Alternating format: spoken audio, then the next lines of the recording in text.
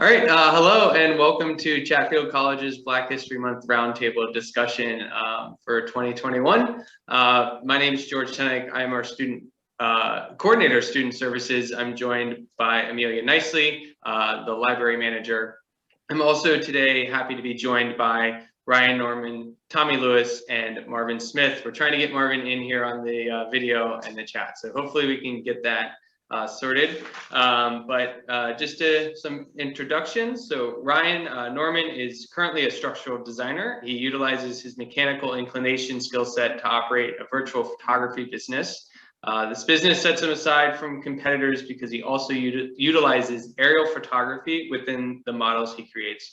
Ryan is also a member of our Chatfield community in that he serves as a mentor to students here at Chatfield. So we're very appreciative of Ryan for joining us today, but also very appreciative of his service to our students.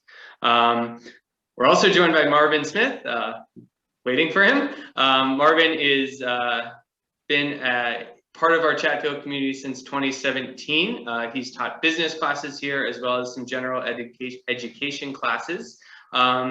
He is a successful and highly respected entrepreneur, having a career in real estate and real estate development with a focus in the Over the Rhine neighborhood of Cincinnati, where he still lives here, and he operates the popular Ollie's Trolley restaurant and catering company. Marvin is also going to be joining, or is now, a member of the Chatfield College board.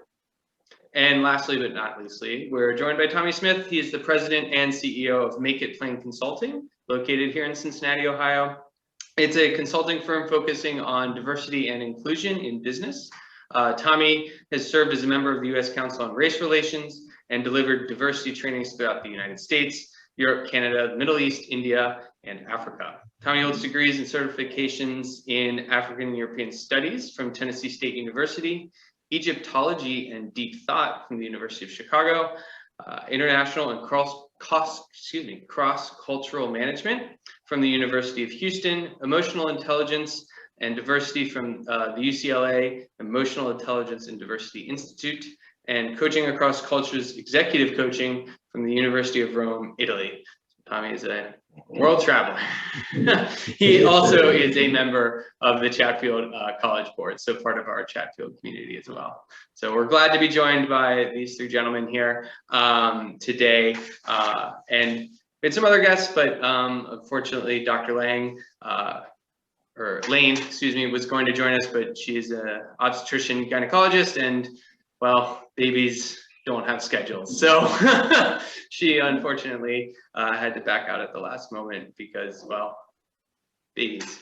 So today's roundtable discussion, we're really going to be focusing on the recent University of Cincinnati study conducted within the past year that found that Black-owned businesses in the Cincinnati metro area contribute over $1.4 billion to the regional gross domestic product. Okay, it's a first of its kind study in examining and analyzing the actual economic impact that Black-owned businesses have on a particular region or city's economic stability, development, and as well as the GDP here. So that's why we've asked some business leaders here from the community to join us to discuss the past, present, and future of Black-owned businesses in Cincinnati. I mean, I think that one thing before we get to our questions, like, I think we all know that Black-owned businesses contribute to the economic growth of any region that they're in, right? And so it's a little interesting that this was the first study done, but that sort of leads me to my first question. What are your overall thoughts on this UC study? Is it, do you find it surprising, interesting? Is it something that we should see more of, or in other cities as well? And I'll throw it open. I don't know who would like to start, but go ahead. Oh, I'd also like to say, if any audience members have questions, you can drop them into the chat box, and Amelia will field those when appropriate. I'll take an approach at it, if you don't mind. I think the study is timely. I think it's well needed to really get our arms around from a quantitative perspective, get our arms around what the small business and most particularly the Black-owned business has done and continues to do within the greater Cincinnati and Midwest communities. In other words, there are small businesses that may be certified as an MBE, a minority business enterprise. And then there are other small Black-owned businesses that may not be certified by the city or the county or the state as an MBE, but the goods and services and products that they provide are circulated within the community. So sometimes those businesses, how very valuable they are typically not studied and acknowledged. And so I believe that this study, again, is very timely, very appropriate, and will also put some teeth into the value proposition that Black-owned businesses are sustainable. They're not just flashes in the pan. They are sustainable, and they do bring value to the community. I definitely have to agree with that, especially from like a financial situation, because when it boils down to it, it's not the black or the white, it's really the green.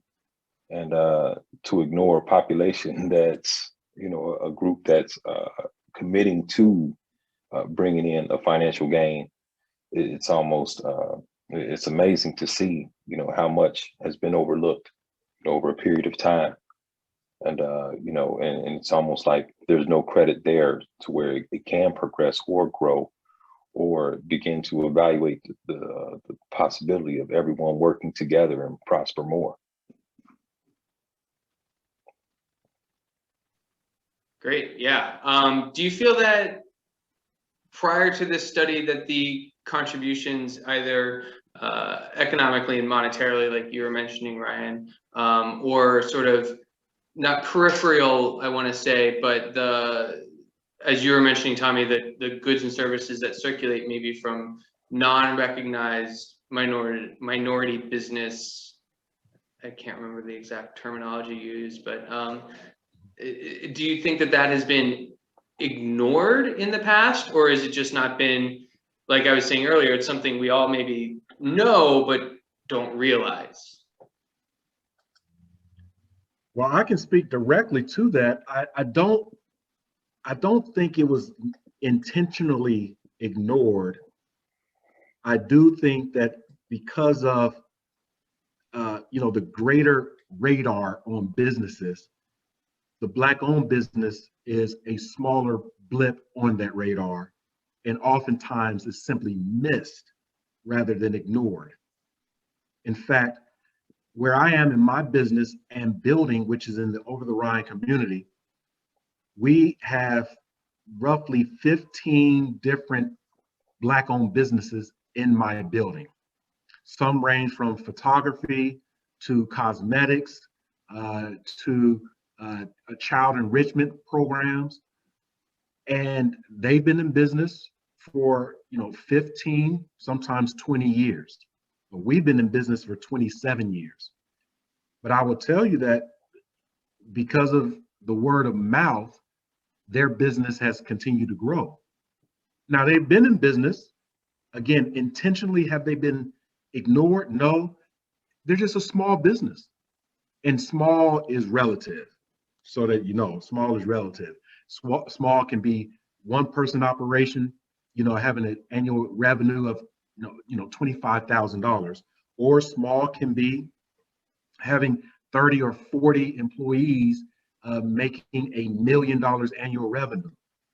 Still, those Black-owned businesses, especially based on their industry and their what we call commodity, if it's not a large, quote unquote, large company or large competitor to mainstream suppliers, then oftentimes the business community at large simply misses their products and services.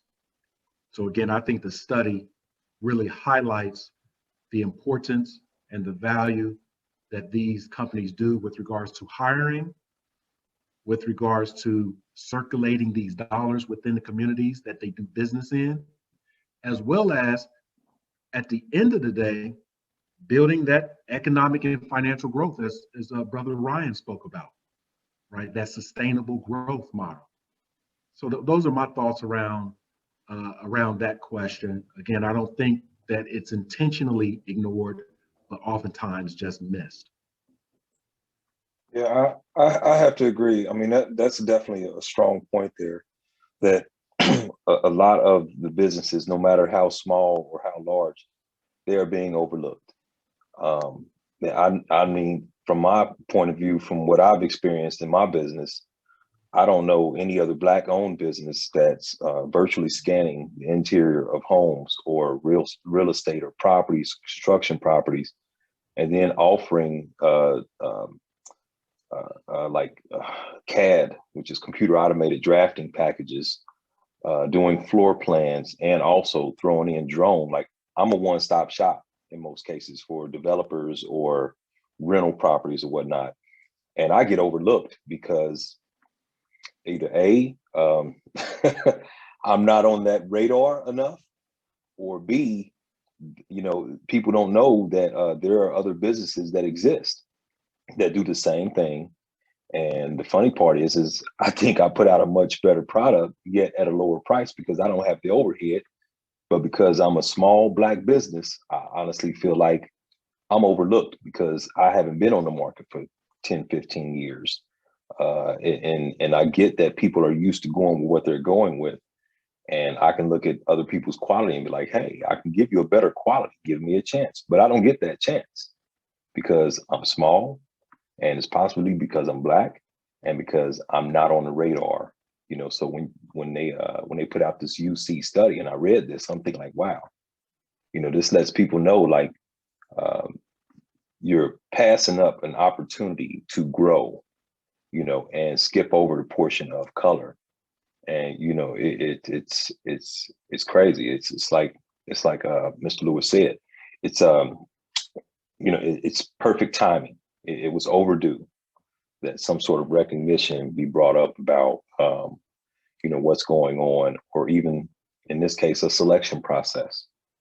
I think it was inevitable that this happens. I have to agree. It's kind of a wake up call, and as I said earlier, it's really about money, and who doesn't want to save money at a better value? And we don't know how many George Washington Carvers we done passed over. We've already dismissed so many people, not realizing you passed out on talent because of a preferential situation. So yeah, I gotta say, this is it's amazing. I'm sitting up here glancing over more of it now, and I'm really liking a lot of the stuff that it calls out on an economic level. But it's overdue. It's the whole point of it, what it's pointing out, needed to be said, and I'm glad that it came out in such an explosive manner. Yeah, definitely agree. Also agree with the it overdue part, right? Because Black-owned businesses have been part of the community for as long as Black people have lived in Cincinnati. It's not something that just came about in 1965 or 1995, or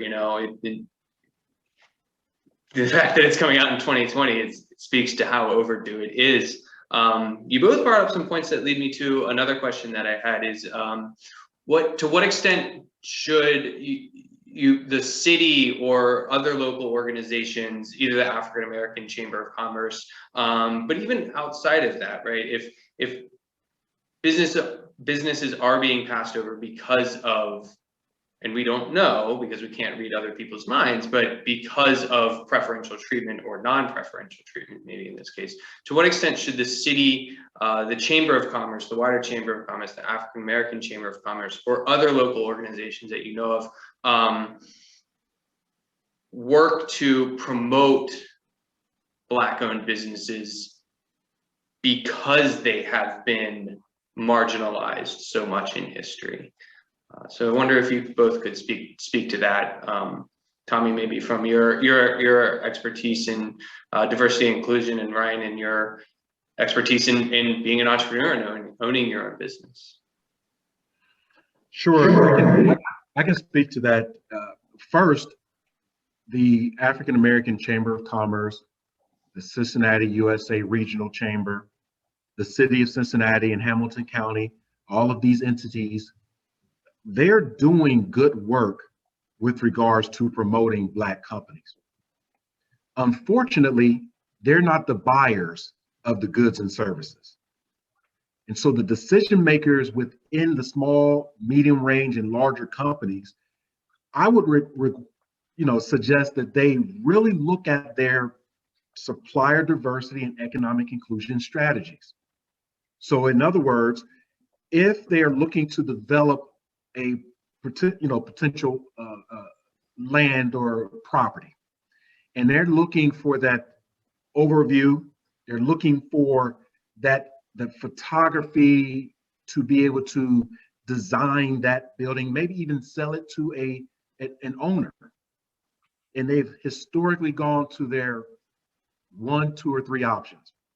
And those 1, 2, or 3 options have been, for the most part, maybe majority male-owned companies, so white male-owned companies. There are other businesses, and Brother Ryan's business is one of them. And so looking at diversifying the effort, not just in good faith effort, because a lot of times in construction, we have that terminology, good faith effort. That means that I can have a good go of it, but if I fail, I tried. Trying is not good enough. Now we're looking at the cost value proposition. Again, Brother Ryan just talked about that. He says potentially at a lower cost, but higher value. Who doesn't want that as an owner, as a buyer? And so again, as we refer back to the chambers and the city, et cetera, being intentional, not just with the promotion of Black-owned companies, but really serving as a champion with the owners and the buyers per these relationships that people have. Sometimes they're one-on-one relationships. Says, hey, I know a company, they do stellar work. They've been in business 5, 10, or 15 years, right? I recommend them, go with them, and which I believe is most important from a Black-owned business perspective. And when said Black-owned business does not necessarily meet the expectation. In other words, sometimes there's requests for proposals, RFPs, or the planning perspective, and the owner does not really know exactly what they want, but they have very high expectations for the Black-owned company. The Black-owned company may deliver 9 out of the 10 expectations. Owner says, Black-owned company, you didn't deliver 100%. You missed it by 1, so we're never going to come back to you. That is unfair, because the majority-owned companies, oftentimes because of the relationships, they can come back after missing that first or second deliverable to say, hey, it was unclear, right? What type of photo did you want? What type of product did you want exactly? What type of service? How long? They're given that second, third, fourth chance because of the relationship. You took care of a good 6 out of the 10 points. Let us bring you in to really finish those 4. Where the Black-owned company, NCAA tournament, one and done, right? And that's kind of the sentiment that we're asking of the city, of the county, of the chambers, to really promote to the owners and the buyers to grow with the Black-owned businesses, to help them understand how to do business with them, not short-term one-off projects, but long-term sustainable projects. That's a relationship in my mind. I gotta admit, even following that, because he hit the nail on the head. He hit the nail on the head when he said that basically it's not that those systems in place aren't doing a good job. It's the companies that that they're using to hire businesses, contract them out. That's the issue. There's no other way around that, because you can say, hey, I'm going to hire 3 companies to do my contract work or whatnot. But these other 3 companies, like you said, they're used to picking other entities to do their project, and they may have picked a Black company 7, 8 years ago, not realizing, like, oh yeah, we picked a company before. Okay, when exactly did you pick a company? So it's when you put it down, it's like, so I hate to say pin someone against a wall, or as I do with my family members when they ask me things, or other business people, I'll give you an answer or a question that totally removes 20 questions from it. I don't want to play the 20 question game. And when these businesses are being chosen, it's a struggle. I mean, as a Black business owner, it's a struggle, because I get the 20 questions game. Like he said, they may want 10 different things. You hit 9 of them because the 10th one was so unclear, nobody understood it. But somebody else can get a run at that 10th thing 3 more times and mess up on the first 2 on the way back, sending it back up. Like, wait a minute, this was fixed, this cool, send it back. I don't get that chance. Speaking from experience, I scanned a house, and this house had everything. Mind you, I don't do before and after videos, but I offered one. I said, you know what? I tell you what, I'll sweeten the pot. If you got, and the lady told me she had before pictures of this home, and I seen the before pictures. I said, I tell you what, I'll make you a before and after video just to sweeten the pot, so you can have for your own renovation projects. I did that, and I missed one photo in the before and after. And I got a response in the email. Everything was great. Oh, mind you, I even threw in drone photography for free. Everything was great, except that we really needed to have that one photo in the video. Now, mind you, I mean, literally what I charged, you would be like, did you do it for free?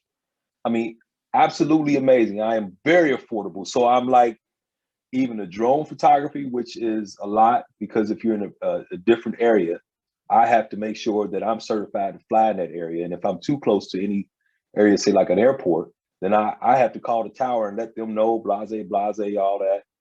There's a lot of work involved to just throwing a drone up in the air. Also, there's a lot of video editing involved into doing, videos and stuff. But as he put it, you miss one thing, you miss that opportunity to work with them forever. And I've seen some people that's came after me. So that lets me know that they're still utilizing that talent, or that need. They still have that need, but somehow or another, I'm knocked out the box. And I really feel it's because one video. I know the other company that's doing the work, because me and the guy are actually friends. And he contacted me. He said, hey, I heard you was having issues with such and such. I was like, yeah, I missed the photo on her video, man. So whatever you do, don't miss a photo or whatever. He said, well, man, she never asked us to do any of that. He was like, I was like, really? He said, yeah. He said, how much you make off that project? I threw a ballpark figure out there. He was like, oh yeah, we're about right there. And I actually threw it out there what I would have charged. That lets me know he's getting paid more. He doesn't have to do much. So imagine you hear that type of situation in 80% of the business that you conduct. So as a business owner, I have to work twice as hard. I have to go above and beyond, and I have to short sell myself just to get my name out there, because of the selection process that is it's weighted unevenly. So that's why I feel like Brother Tommy, he really hit the nail on the head, because it's not that we're not getting the recognition. Yeah, people know we exist, but however, the actual choice in the matter is the issue. Actually choosing, seeing that there are businesses out there that have, have established themselves, so it's a struggle. Yeah.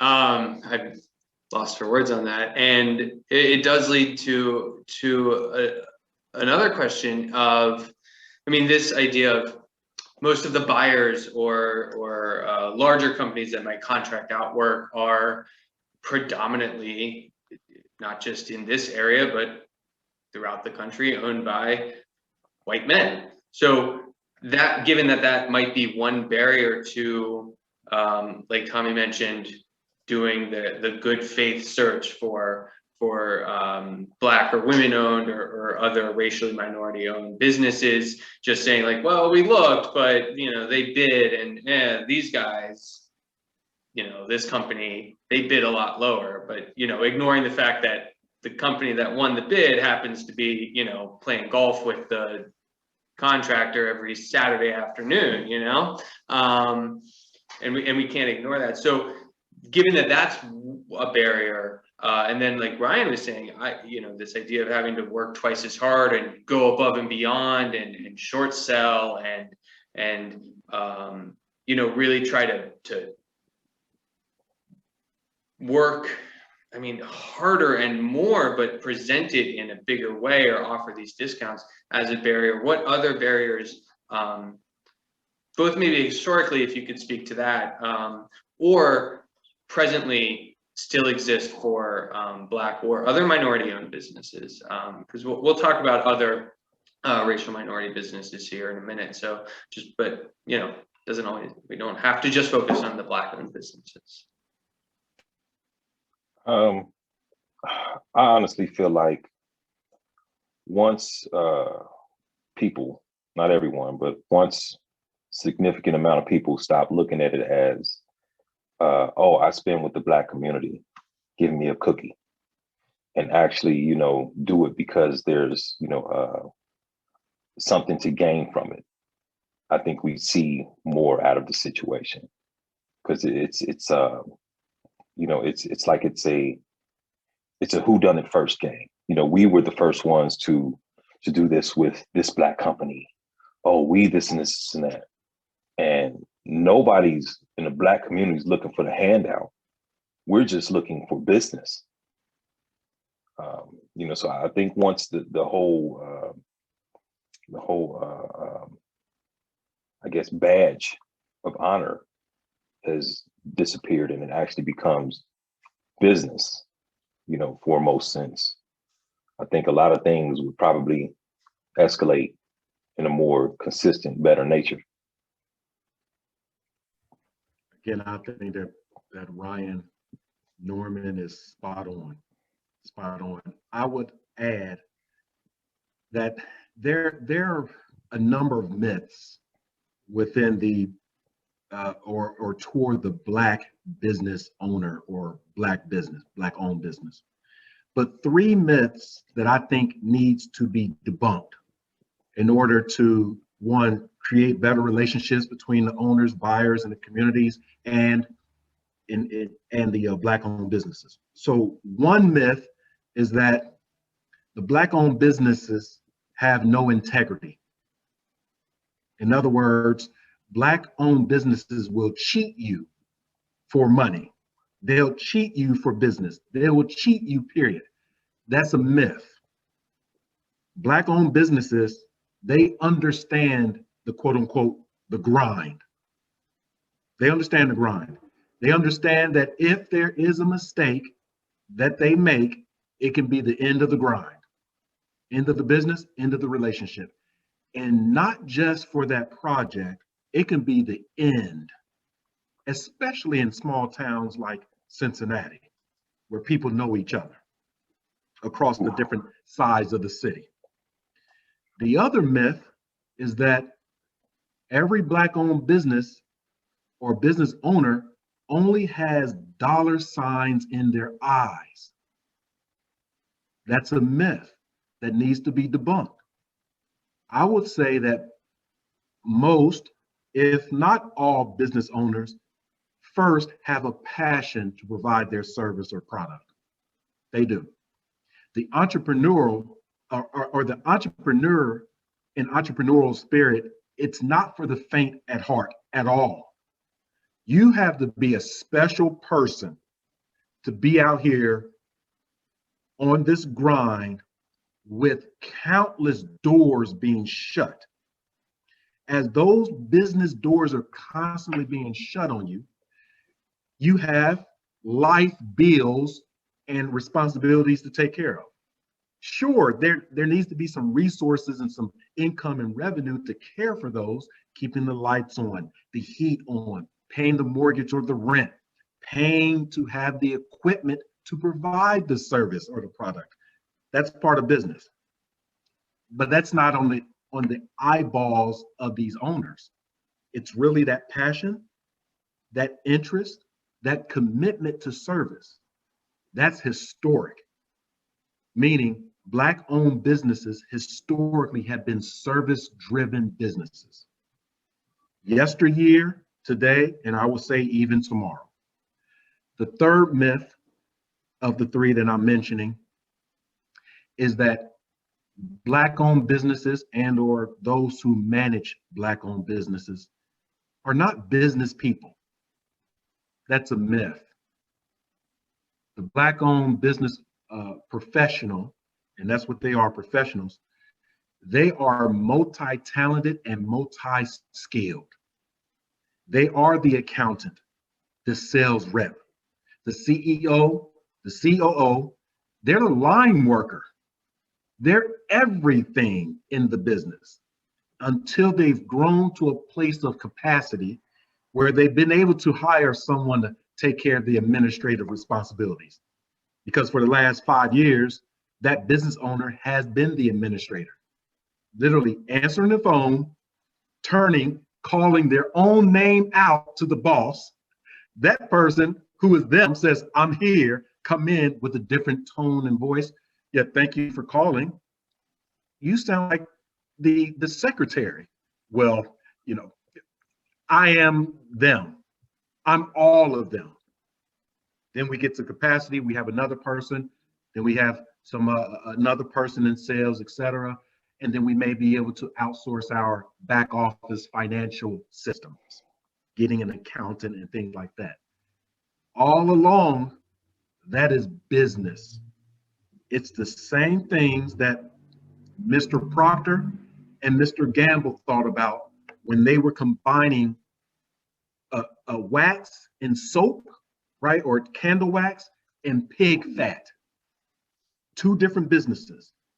And when they combined their efforts through their married families, right? They wed into each other. The soap that they were making, one was making at the time, was not floating. And it was sink to the bottom of the can or the pen, and people would have to kind of search around for their soap in that dirty water, and it would dissipate. And then they came together and put pig fat in it, and it floated. It saved time. People then decided to break off one piece of that soap to wash their body and the other piece to wash clothing and things of that nature. Those are two entrepreneurs, just like Black folks.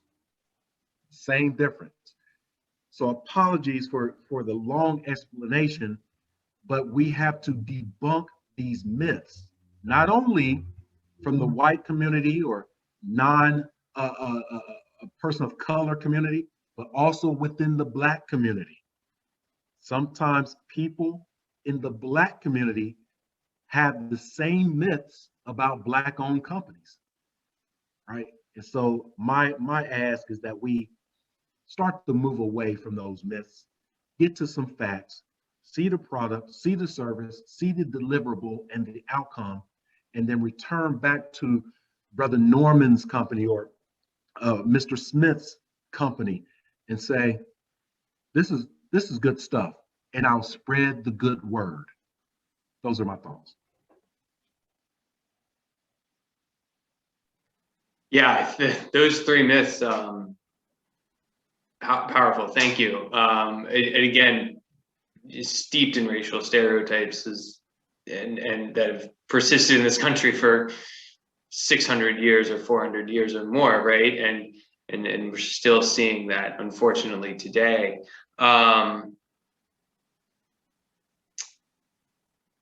Maybe speaking to somewhat of that notion, what, given the wider protest movement we saw last summer and the continued push for racial justice in this country, I don't like to use the term revival of the civil rights because I think it is an ongoing continuum. What relationship do you feel that Black-owned businesses or the Black-owned business community has with the racial justice community or the economic justice community of the Black community? Yeah, I think that's an excellent question. If you don't mind, Brother Ryan, I'll take a quick stab. That's an excellent question, a loaded question. W.E.B. Du Bois often talked about the Negro at the time, or African Americans now, the double consciousness. And that double consciousness was that the African American who is in the culture, who is valued in that culture, who wants to hold on to the culture, is also having to toe the line on being accepted into other cultures. And those other cultures are oftentimes folks who are buying their goods and services. So when there is a disruption in the community, and that disruption is really very personal, like a disruption within the Black community and around Black Lives Matter or anything like that, Black-owned companies are saying, and business owners are saying, I need to get out there and, you know, kind of talk about and promote and advocate for equality as well as racial equity, because my life, my lifestyle, my world matters. It does. I'm not saying that anyone else's doesn't matter. I'm not saying that I'm looking at the big broad net of that all lives matter. Yes, they do, but my life matters, my business matters, my community matters. And towing that line against the perception, microaggressions, implicit bias of others that would say, you know, I saw you on television out there advocating for that community. And I'm saying that community is my community. Well, I'm just saying that community. And our company cannot really support that movement. Time out. Are you talking about the movement or the saying? Right? The saying is Black Lives Matter. Yes, it does. Women's lives matter. Yes, it does. Children's lives matter. Yes, it does. Police officers or Blue Lives Matters. Yes, it does. We never say children's lives matter. Well, what about adults? We never say that. So now the Black-owned business who's having to toe the line has to deal with folks who want to minimize their efforts to lift them up. I'm just trying to run my little business. It can be the one-person shop that's selling ribs. I'm just trying to sell these ribs or these hamburgers or hot dogs. And you're saying that I can't do that? The reality is that some people's perceptions is their reality. The Black-owned company, we have to continue to fight against other people's myths and their realities, which is not always the truth, until they get to cross over and have a conversation and dialogue and learn more about our business and actually learn more about who we are, right? A loaded question, a timely question. And thank you for allowing me to think on the fly. And again, thank you, Brother Ryan, for allowing me just to jump in with a couple of thoughts there. I'm not even going to follow that. It was right on the point. We're going to move to the next question. That was That right sounds there. There you go. I'll tell you, I'll follow it. I'll follow it. What he said. Yeah. That's a good follow-up. I appreciate the reference to Dr. Du Bois and the double conscious, and but I think there's something to be said also that it shouldn't fall onto the Black-owned business owner or Black people in general to be having to do that and say, you know, yes, my business matters just like any other business matters, or my life matters just like everyone else's life matters, right? It shouldn't have to fall onto that. And so I think that there also should be respect given to the business owner who's like, I have so much focus, like you said, Mr. Lewis, about the running the day-to-days, being the person answering the phone. I mean, I almost said sending the fax, but sending the emails, going out doing sales, also managing the product and doing the books. That is like, my business, this means something to me, but I can't right now. I need to focus on this and actually just running a successful business, right? And I think that's important to remember too. But I thank you for that answer. And I would just add one thing very, very quickly on that, because your last comment really triggered this. You're absolutely right that the ownership of the relationship should not land solely on Blacks and Black-owned businesses. And there could be others who may feel uncertain, may feel anxious, maybe even fearful to have those conversations. I would say, just do it. Just have that conversation with the Black-owned company to understand what they do. Because the Black-owned company leader, they have no trepidation of asking you, regardless of your gender, race, ethnicity, class, etc. They have no problem saying, here's what we do. Do you have a need? Versus the owners, maybe white-owned companies, I would like to say majority-owned. I don't know if I'm going to say the right thing or kind of do the right thing. Stop. Just do it. Just do it. You have a need. There's a solution. You have the resources to bring that need in. If you don't do it, then the question is, how much will you pay to continue to have your problem? If there are services and products that are out there that may be driven by Black-owned companies, but you don't want to cross that line and have that conversation, and you know you have a problem, how much are you willing to pay to continue to have this problem? Any business will say, I don't want to continue to pay to have the problem. That's like paying for bad meals and continuing to go back to there, or paying for bad service. I love how I'm treated so terribly. I'm going to keep going back and giving my hard-earned money so I can get treated even worse. And there may be a Black-owned business right next to you saying, I can do it, maybe lower or competitive cost and higher value. Majority-owned companies, go ahead and cross that bridge and make the connection.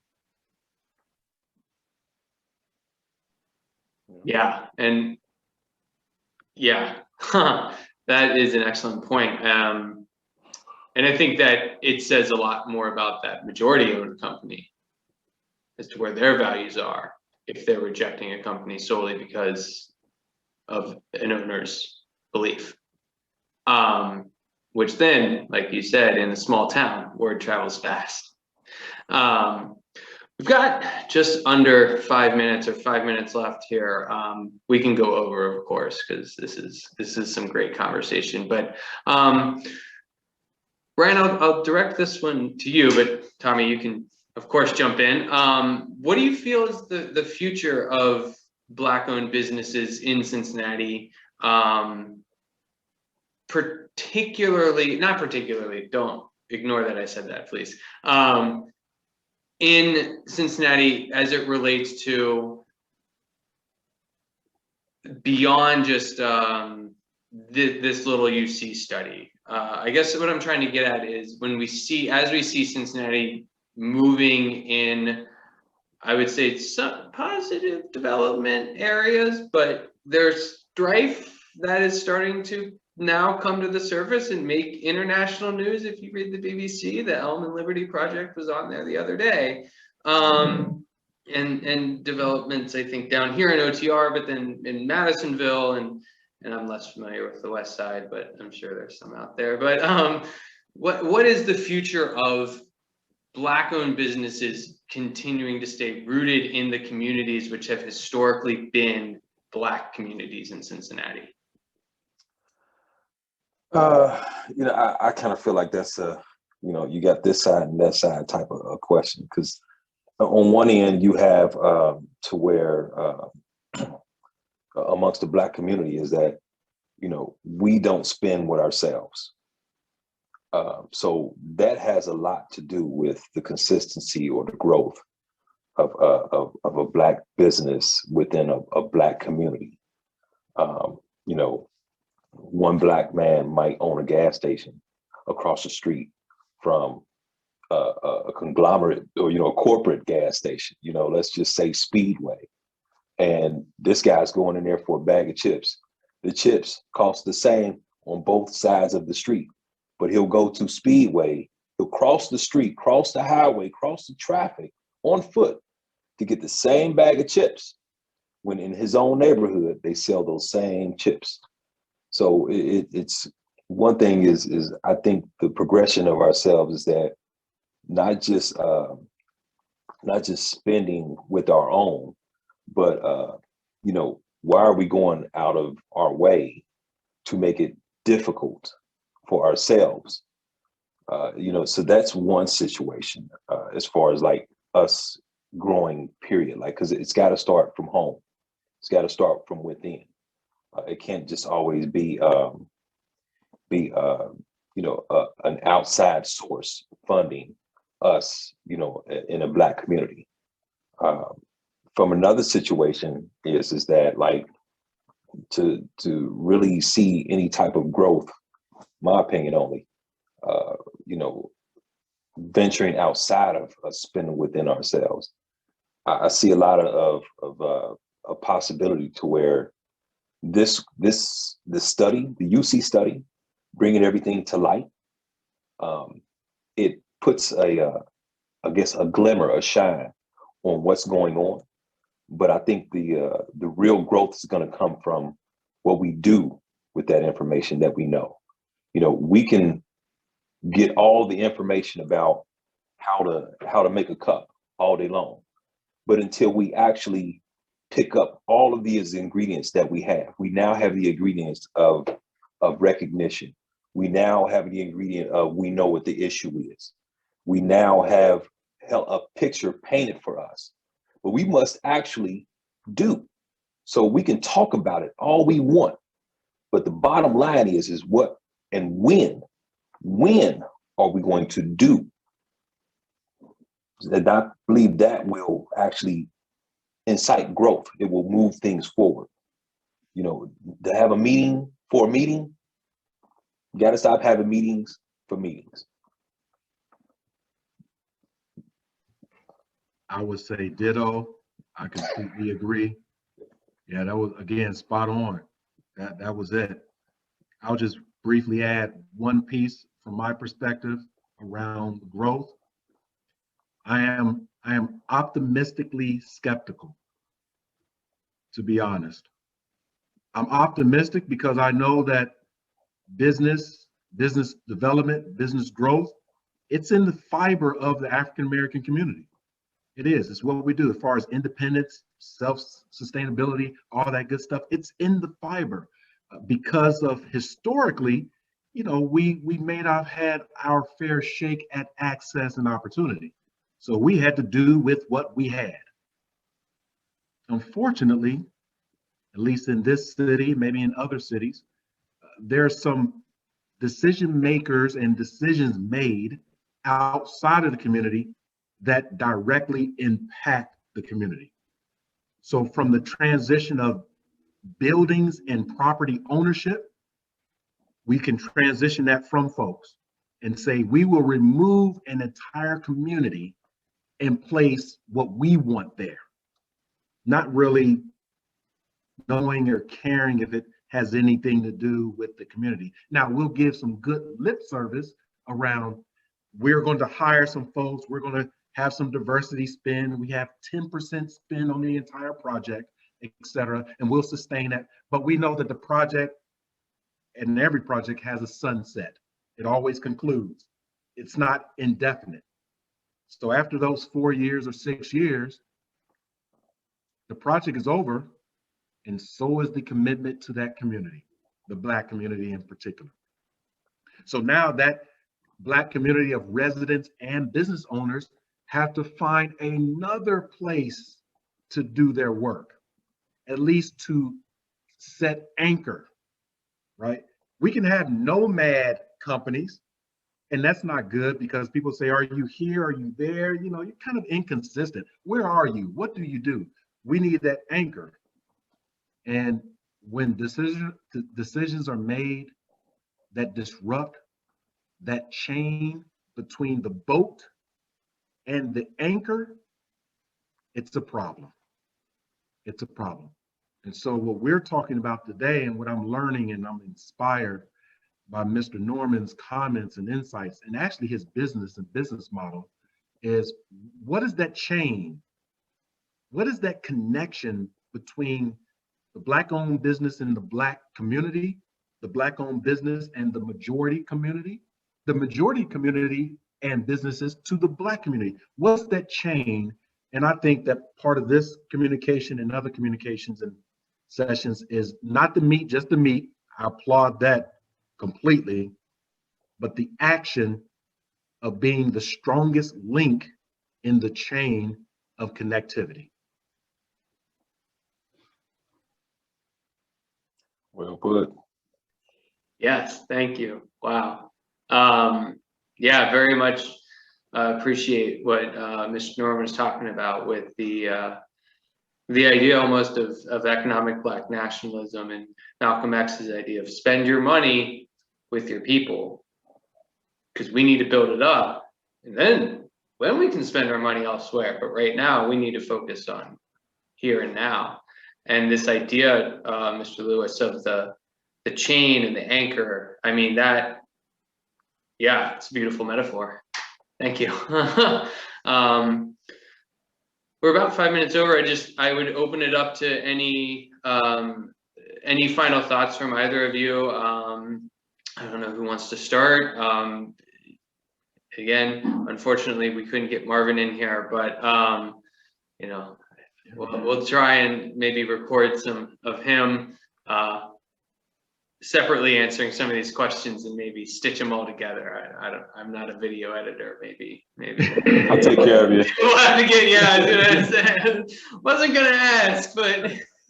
And so that's my question. I would like to know, you know, Mr. Norman, could you give me and maybe us some contact information? How can we find you? How can we learn more about your business?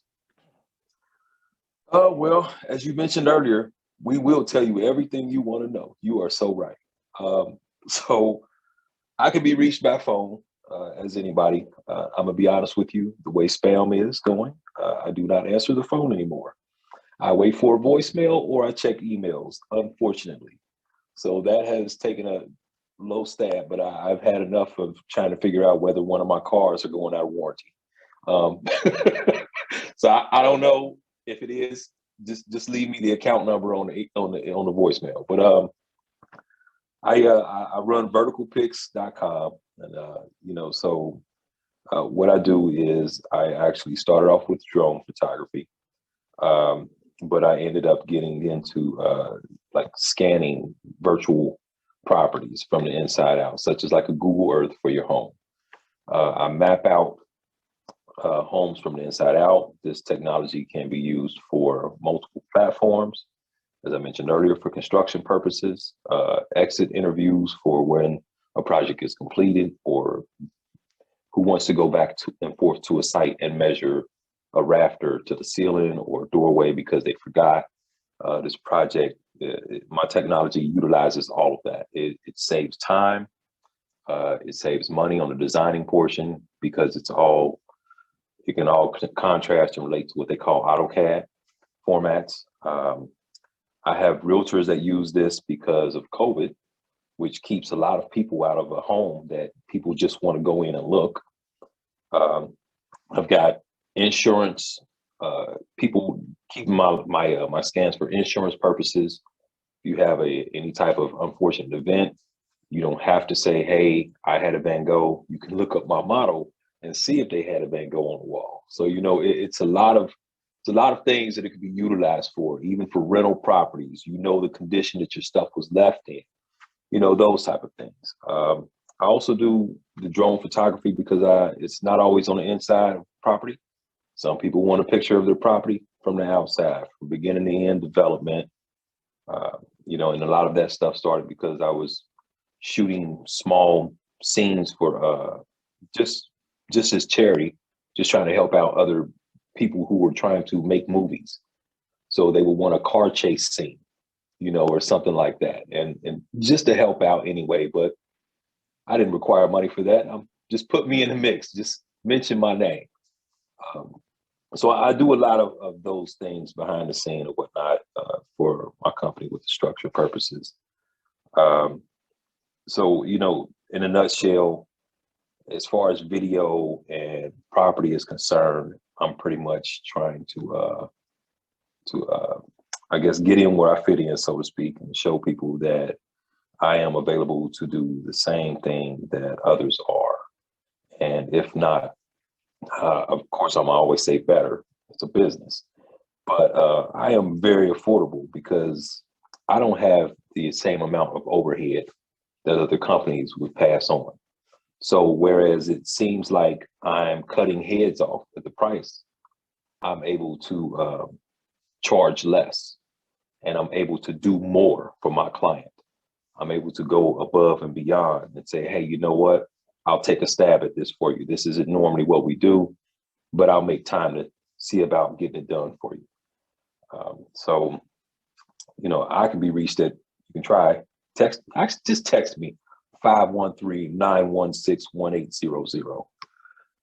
Just text me and, we'll go from there. But if you start asking me about my insurance claim number, I'm gonna go ahead and block you. But but I also have a website, and that's www.verticalpics.com, VERTICALPICS. And so if I could say anything, I'm very appreciative to at least be a part of this conversation, to learn all the stuff that's going on with the UC study, to see the recognition, to understand and not just hear that the struggle isn't just mine, it's a lot of people, to hopefully have some sort of insight moving forward. It's good to know that, as Brother Tommy mentioned, strengthening that link.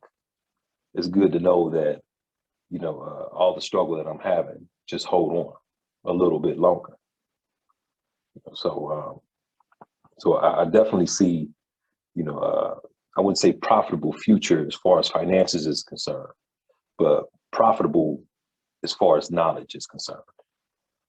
So I feel like something that I tell my son all the time, and something that I've heard all the way, two things. One, knowledge is power. And something that my dad passed on to me that I pass on to my son is that a lot of people, my dad said this and he blew my mind.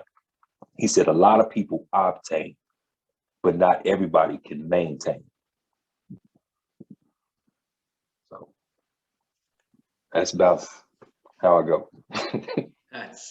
That is some great advice. That's awesome. And don't worry, Ryan, we'll put up links to Vertical Pics with your bio when we put this up on the website. So hopefully people were scribbling your website and number down. They'll be able to reach it there instead. Well, I got a sign up contact page like everybody else. Yeah. honestly, it was something that Brother Tommy mentioned earlier. I get more business through word of mouth. Mm-hmm. Word of mouth and me just simply running up and showing them my website and one of my models on my phone. And they're like, wow, I didn't know this was out there. I'm like, yeah. It was like, you make these? I see these attached to real estate. I thought they were only for this. No, no, no. You can do this for this and this and that. You know, it's amazing. Oh, I keep on using. Very great. Thank you, Ryan. Tommy, do you have anything last to add at all, or? Thank you for allowing me to be a part of this discussion. It's been a pleasure to talk with all of you. And for the listening audience and maybe watching audience, continue to support not only Black owned, but women owned and minority owned and just all businesses, and kind of diversify your spend and your ask. You never know what you might get until you ask for what you want and may need. So we're out here, we're waiting for you. Just a call or a click away. And but thank you very much. We love Chatfield. Gotta say, George, we gotta talk about other more students, man. Yeah, we can do that. Definitely. I got a couple of things coming up this summer, and if things go the way I want, I kind of want to know if it'd be okay with maybe to at random grab a student and give them a whole day of my processing. Maybe if they see like what it takes to from the beginning to receiving the call, making the sale, conducting information back and forth with the client, their needs, actually going to the physical site, and then of course the financial, the most important part, how that all is conducted and what I consider as my pay versus going back into the company. Yeah, no, that would be great. That unfortunately wasn't one question we got to, because everything else was so richly discussed, was the idea of mentorship within the minority-owned business community. But we can talk about that another time. So I hope that we can do this again. I found this to be incredibly powerful, informative. I'd like to thank both of you, Tommy Lewis, Ryan Norman, and Marvin out there for joining us, taking time out of your day to be with us here, to provide some insight into your personal experiences as well as to your insights. So again, thank you both, and Marvin as well, all three of you, very much. Really appreciate it. This will be posted on the website of Chatfield. So for those of you who are alive and want to look back, or well, if you're watching now, you've already probably clicked that link. So again, thank you all very much. I'm bad at closings, so I'll just say take care, everyone. Stay safe out there. And yeah, continue to support those businesses, continue to support Black-owned businesses, minority-owned businesses, women-owned businesses, queer-owned businesses, whatever, and not just because it gives you a cookie or a pat on the back, but because you know that it's what we should do. Cool. All right. Thank you all, and take care.